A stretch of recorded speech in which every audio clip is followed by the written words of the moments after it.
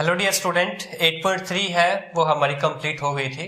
तो अब चलते हैं हम 8.4 की तरफ। 8.4 जो एक्सरसाइज आपकी थोड़ी सी एडवांस है और उसके अंदर काफी ज्यादा जो क्वेश्चन है वो लेंथी भी है और उसको किस तरह से हम शॉर्ट आउट करेंगे उनका भी तरीका मैं आपको बताऊंगा। ट्रिग्नोमेट्री के अंदर बहुत सारे बच्चों को 8.4 के जो लास्ट पार्ट है उसके अंदर, जिसके अंदर 12-13 क्वेश्चन है, उसके अंदर बहुत काफी ज्यादा प्रॉब्लम होती है।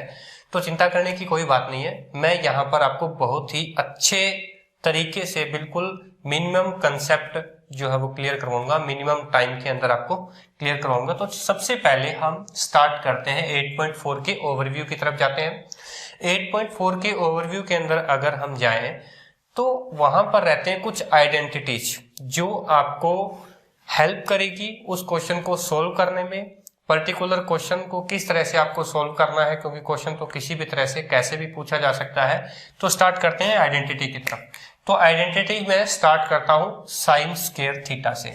अब देखिए, अभी तक हमने पढ़ा था साइन थीटा, तो फर्स्ट आइडेंटिटी है वो आपकी sine square theta plus cos square theta is equal to 1। ये आपकी फर्स्ट आइडेंटिटी है और इस आइडेंटिटी को आप 2-3 तरीकों से तोड़ मरोड़ के लिख सकते हो। जैसे कि sign square theta plus cos square theta बराबर क्या होता है, 1 होता है। इनकी थीटा का मान दोनों का सेम रहेगा। दोनों थीटा अगर सेम हो तो साइन स्क्वायर थीटा और प्लस कॉस स्क्वायर थीटा वो आपके क्या रहेंगे, 1 होंगे।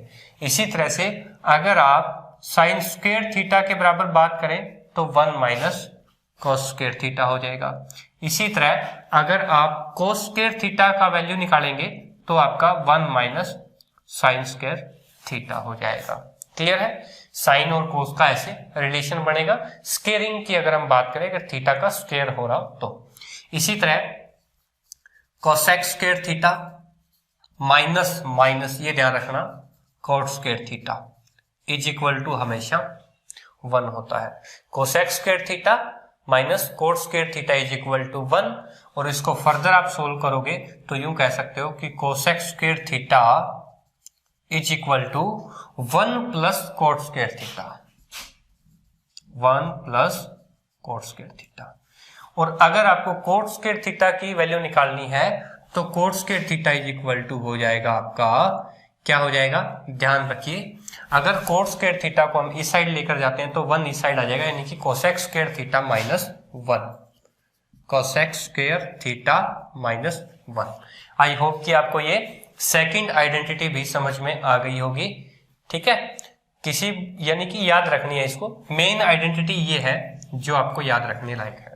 अगर ये आपको याद है तो ये छोटी मोटी चीजें जिनसे आइडेंटिटी से आप मिल करके या इन आइडेंटिटी की हेल्प से हम बाकी की आइडेंटिटी को सोल्व कर रहे हैं तो वो आपके लिए इजी हो जाएगा अगर आपको ये मेन याद है तो। इसी तरह से sec square theta minus tan square theta, clear है, ये भी एक आइडेंटिटी है जिसकी वैल्यू 1 होती है। सेम इसी तरह से ही अगर आप सेक स्क्वायर थीटा को रखोगे, उसकी वैल्यू निकालनी है आपको, तो क्या हो जाएगा, 1 प्लस टेन स्क्वायर थीटा।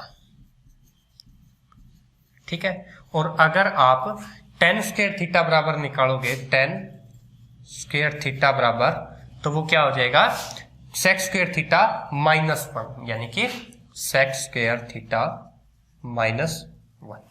तो ये 3 आइडेंटिटी थी मेन और जिनकी हेल्प से हमने 6 आइडेंटिटी और बना ली है।